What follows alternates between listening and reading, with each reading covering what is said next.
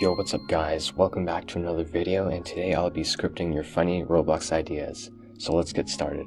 Idea number 1. You should try to make it so if you say it's such a sunny day outside, then it suddenly turns all dark and rainy. Alright, let's give it a run. Okay, I'm enjoying a nice day, having a picnic over here at this bench. And I suddenly say it's such a sunny day outside. Uh-oh. The clouds are starting to build. The sky is starting to turn dark as well. Let's hope it doesn't rain. My disappointment is immeasurable and my day has been ruined. Alright, so how did I do that?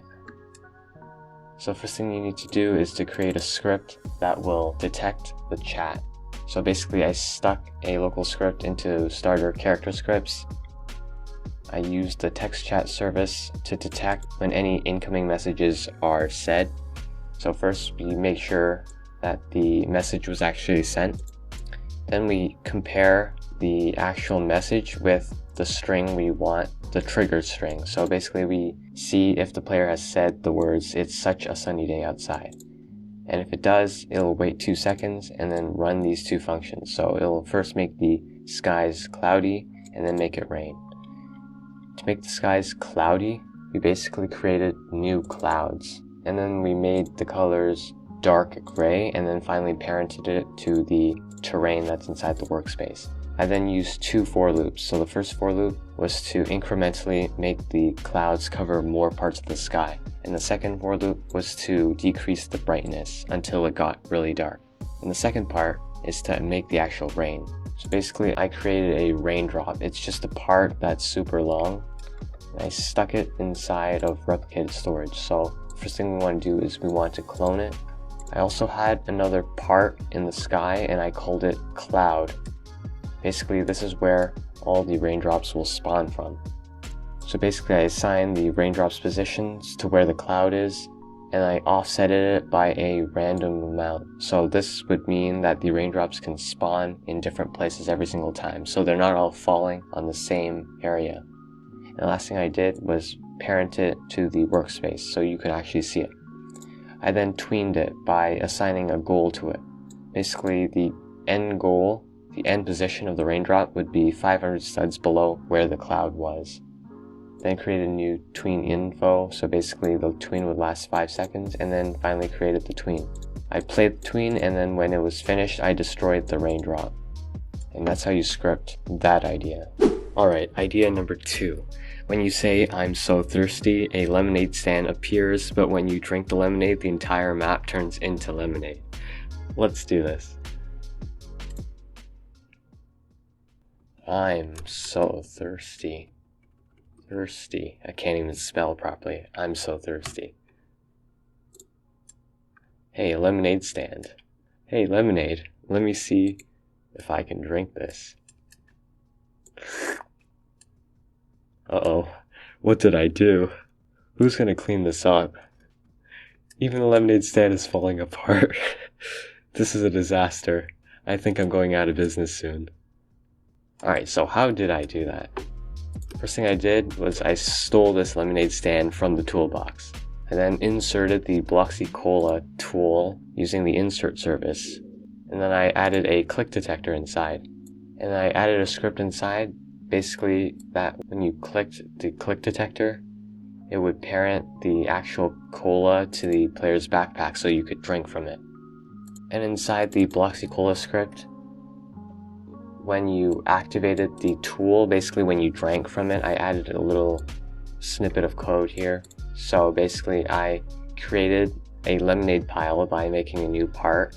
I gave it a bright yellow color.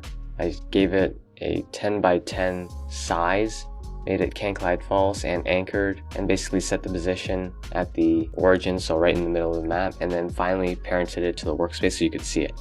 I then waited 1.5 seconds, and then I used the for loop to incrementally make the lemonade size bigger, so it would increase in size by 10 by 10 studs every 0.1 seconds. until it filled up the entire map. And that's how you script idea number 2. Idea number 3. When you say, "I'm broke," a stack of money appears, but when you try to touch it, it teleports 10 studs away. Okay.